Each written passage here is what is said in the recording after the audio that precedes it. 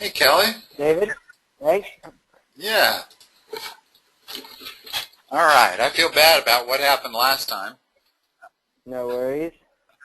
I won't charge you anything at all for that session. Alright. We only worked for about 5 minutes. Although you did Yeah. give a very interesting problem.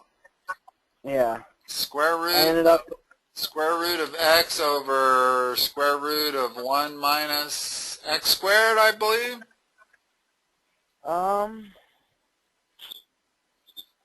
I thought it was the one with sign in it, and it was Well, having you to do had to with, use a substitution. You had to make square root of x equal sine y.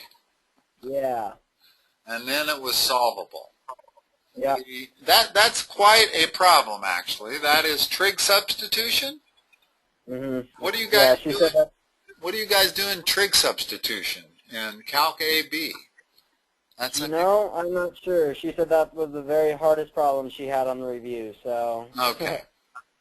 Okay. We didn't quite get through it. We narrowed it down to the following.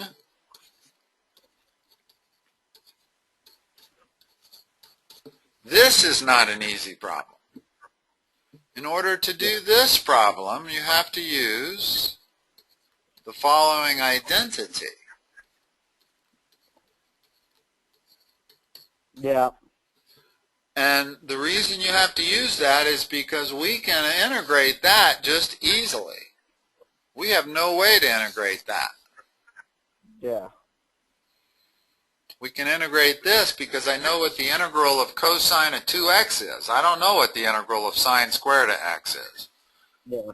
So that problem was difficult in more ways than one. You had to use a lot of very tricky identities.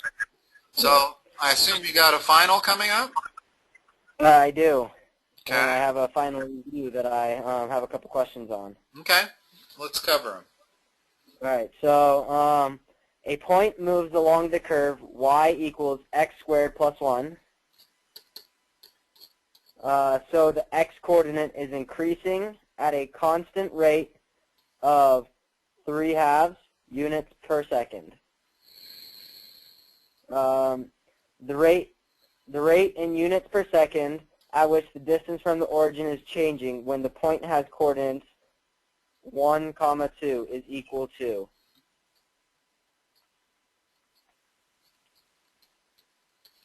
Okay. This is a related rate problem. Okay. Related rate problems are always implicit differentiation. Okay? So we take our basic function and we implicitly differentiate it with respect to time. You notice that the information they gave you was the rate that x is changing relative to time is 3/2 units per second. That's why I know it's relative to time. So I don't want to take dy dx. I want to take dy dt. I'm going to differentiate this relative to a variable that isn't even in it. Okay. So what is this equal to? What is dy dt equal to? It's going to be 2x. 2x dx dt. In other words, the secret to implicit differentiation is that when you come across a variable that is different than that, you have to follow it with a d of that variable relative to that dt. Always. I actually did that with y. I took the derivative of y, which is 1, and I followed it with a dy dt. Okay. Plus 0. So now we have this. And they're wanting to know how y changes. Is that right? Yes. At the point. Well, it says the rate at which the distance from the origin is changing. Ah, okay. When the point coordinates 1, 2. Okay. Well,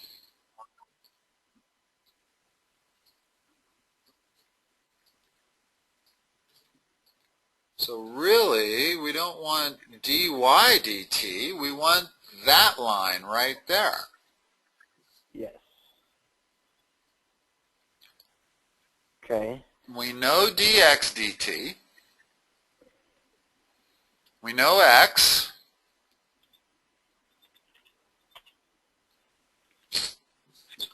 Thinking about this for a moment. Would you make it into a triangle? But I don't know that you could because Yeah, you wouldn't no, know exactly. You got it exactly right. But So, you don't do what's the dy formula? What's the formula for that triangle? X squared plus y squared equals c squared. And what they are really asking about is what is dc dt? Yeah. Okay? So,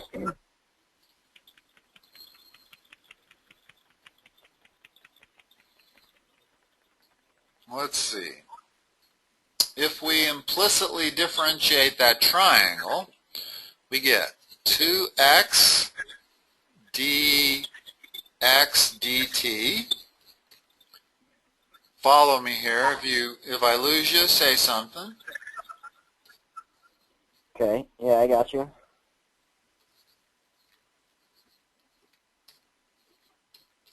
So all he did was implicitly differentiate that with respect to t. Okay. Okay? They're looking for this. That's what they want to know. Well, Okay. we know what x is. We can fill in x. It's 1. We can fill in y. It's 2. We can fill in dx dt. It's 3 halves. And we can even fill in dy dt. Because dy dt is 2 times the x coordinate, which is 1, times dx dt, which is 3 halves. So dy dt is 6 halves. Okay. Okay, so we're going to fill in everything we know. 2 times 1 times 3 halves, that's dx dt, plus 2 times y, which is 2, times dy dt, which at that point is 6 halves, which is 3. So dy dt is 3. And that's equal to 2 times c. Well, what is c? If this is 1 and that's 2, c is the square root of 5 Okay. times dc dt. Notice that we now have one equation and only one variable. Okay. Would Just all the 2's cancel? no, well, yeah, I guess they would. I can cancel that with that and that. But the rest of it is just solving a simple algebraic equation. What do we got? Yeah. We got 3 halves plus 6 equals dc dt times root 5. So I want to divide everything by root 5. So there's your answer. Okay. But then, Which has to be rationalized, incidentally. well, when you would add 3 halves plus 6, wouldn't you get 15 halves? Yeah. So Okay. I got, And then, no, yeah, that's 15 halves. And I can put that 2 in the denominator, like that. So now I got 15 halves, but that's not rationalized. So I've got to multiply it by root 5 over root 5, which gives me 15 root 5 in the top, and it gives me 10 in the bottom. And that's the same as 3 root 5 over 2. So there's your answer right there. gotcha. Okay, then. You're rarely going to find it. Are these multiple choice tests? Yes. You're rarely going to find an irrational number in the denominator on a multiple choice test. So when you come up with this answer, know almost for certain that you got to rationalize it. Okay. All right, good deal. All right, second one. If y equals e to the natural log of u over u, then dy du equals. And we're not like finding an actual number. We are just keeping it like in variables, I believe. Okay. First of all, what is e to the natural log of u equal to? It's still just e to the natural log of u. It's actually just e, it's u. In other words, when you're working with exponential functions, if I said 7 to the log base 7 of x, that's equal to x. In other words, as long as the base is the same as that, the answer is that. Okay. Well, natural log is base e. So what this really says is e to the log base e of u. So that has to be u. U divided by u is 1. The derivative of 1 is 0. Assuming I wrote it correctly. Is this the way I wrote it? Okay. Yeah, that's correct. And that's the correct answer. Okay. I just don't think I would have recognized that. So if I were to actually take the derivative of this, if I were to have gone like u e to the natural log of u times natural log of u minus e to the natural log of u over u squared, like if I were to do the denominator times Yep. Use the quotient rule. Right. Yeah. Well, unless you know, at some point in time, you got to be able to reduce that, simplify that. Okay. No matter whether you use the quotient rule or you do it the way I did it, you're going to have to, at some point, simplify e to the natural log of u. Okay. In the same, there's a couple of log relationships that are significant. What is this equal to?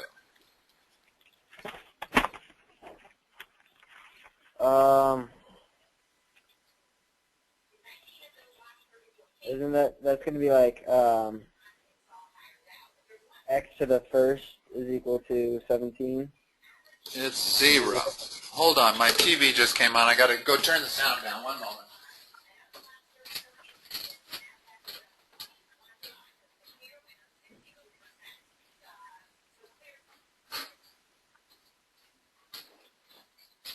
Had it on mute, and the mute came off on its own. In other words, the log of 1, no matter what the base, is always 0. Because every number raised to the 0th power is equal to 1. Okay. Okay, so that's a useful thing to know, that the log of 1 is always 0, whether it's no matter what the base. There's another couple useful things to know, and that is the log of a number base the same number is always 1. Okay. In other words, the log of e, base e, or I could say the natural log of e, that's 1. Okay. And then this other thing that I was referring to, where if I have 7 to the log base 7 of x squared, that's x squared. In other words, whenever you have that situation there, the answer is always the argument. Okay. So that's why e to the natural log of whatever, e to the natural log of u is equal to u. Okay. Cool. All right then. So, all right. When the local linearization of f of x is equal to square root of 9 plus sine of 2x. The sine of 2x is inside the radical sign? Correct. Okay. Near 0 is used to estimate of f of 0.06. And this is at what number? At 0? Yeah, it says near 0. Near 0? So probably, yeah, just 0 would work. Okay. Here's the way linearization works. And this is the way I like to do it. F of x equals that.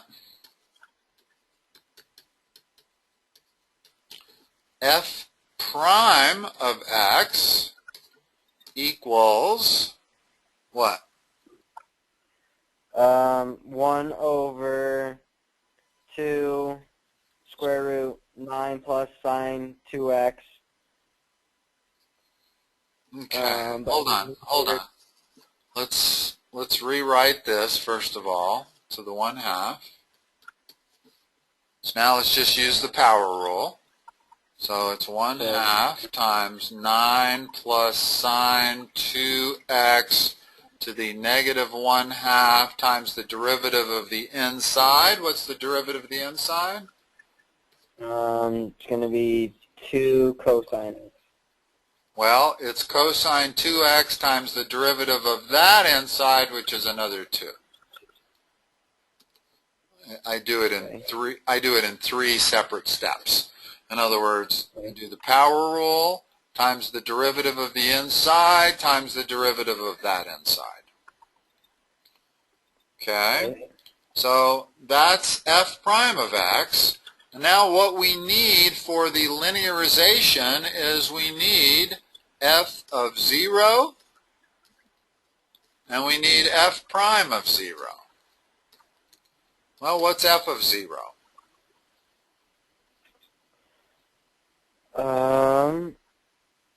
F of 0 is going to be square root of 9. It's going to be, well, the sine of 0 is 0. Okay. So it's going to be the square root, which is 3. Okay. What's f prime of 0? F prime of 0, oh goodness. It's going to be 1/2 times, oh man, again 3, or 1/3. Okay. Cosine of 2 times 0 is the cosine of 0, which is 1, times that last 2. So f prime of 0 equals 1/3.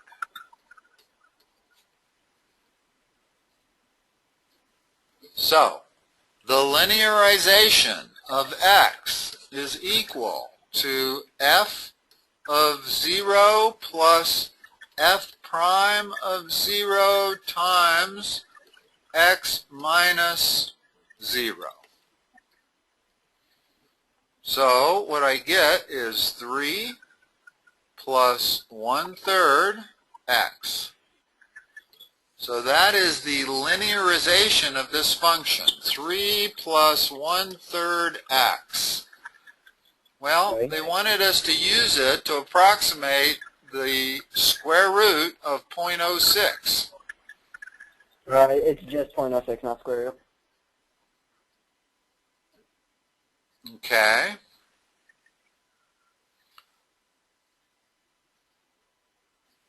Well, they wanted us to approximate the f of 0.06, right? Yeah. Okay. So if I plug in 0.06 in there, I could get an exact answer. But if I want to use the linearization, then I'm going to take the square root of, hold on a second.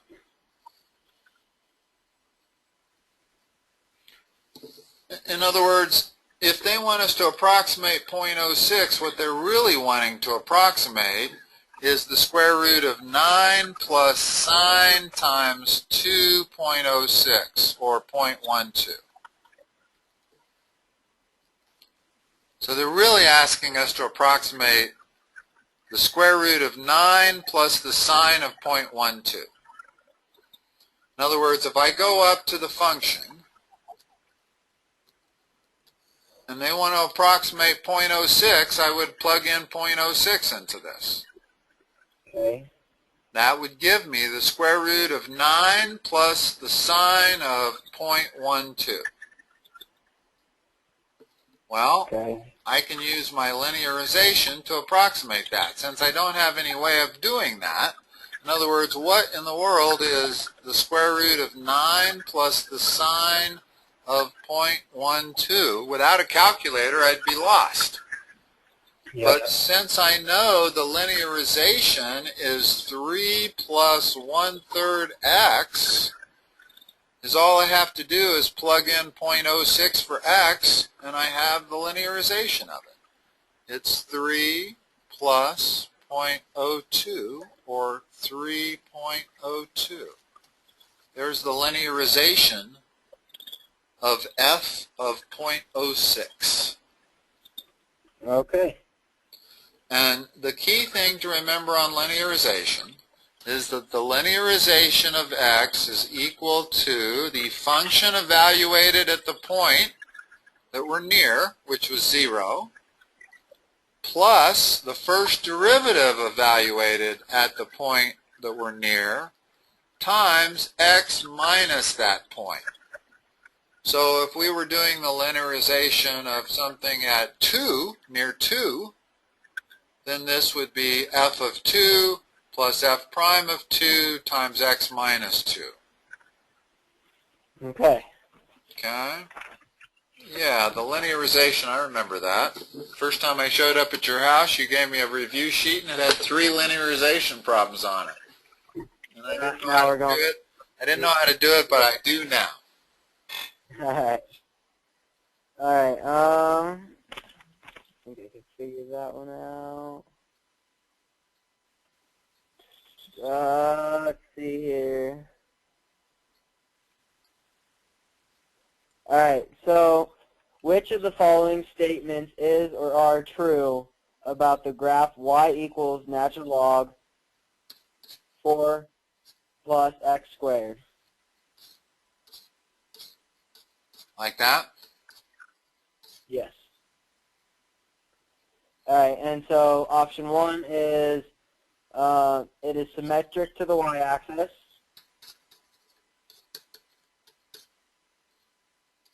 It has local min at x equals 0.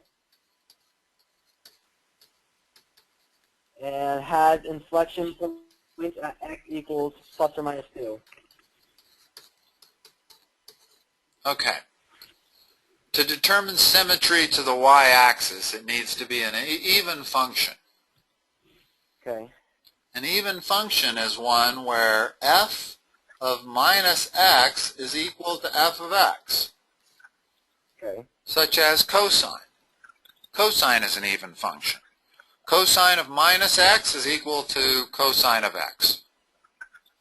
Okay. Sine function is not. Sine function is odd. The sine of minus x is minus sine x. So the sine function would not have symmetry to the y-axis. The cosine function would, or any even function would.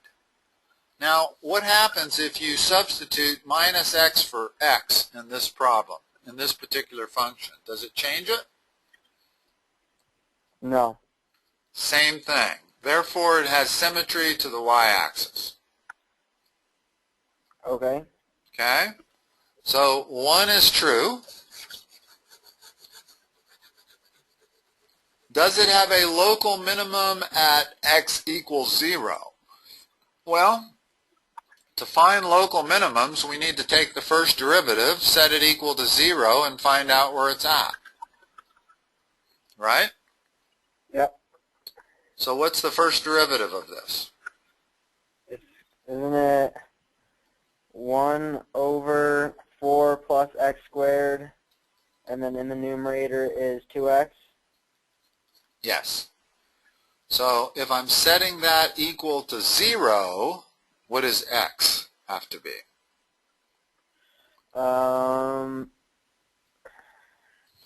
You don't care about the denominator. The only way any rational function is equal to 0 is if its numerator is equal to 0. Okay, so then if x is 0, it'll equal 0. Yes. So this does appear to have a local minimum at x equals 0. Well, it has a local extrema at x equals 0. We don't know if it's a local minimum or not. It could be a maximum. So we have to do a first derivative test then, correct? You can do the first derivative test, or you can do the second derivative test. The first derivative test merely means that the slope has to change signs as you go through that point. Well, for it to be a minimum, the slope has to go from negative, negative, negative to 0 to positive, positive, positive, right? Yeah. So is this slope negative when we have a negative number here? Yes. Okay, so that part's satisfied. Is the slope positive when we have a positive number? Yes. Okay, that means we do have a local minimum at x equals 0. True. Okay. Inflection point is where the second derivative is equal to 0. Okay. So let's take the second derivative of this function. 4 plus x squared times 2 minus 2x times 2x all over 4 plus x squared squared. Okay, so same thing. Whoops, excuse me, I don't want to erase that yet. Same thing, this is only equal to 0 when the numerator is equal to 0. Okay.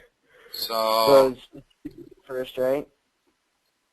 So let's see. If we distribute that, what do we get? We get 8 plus 2x squared minus 4x squared. So that's the numerator, and that has to equal 0. Well, that means minus 8 equals minus 2x squared. X squared equals 4. X equals plus or minus 2. So statement 3 is also true.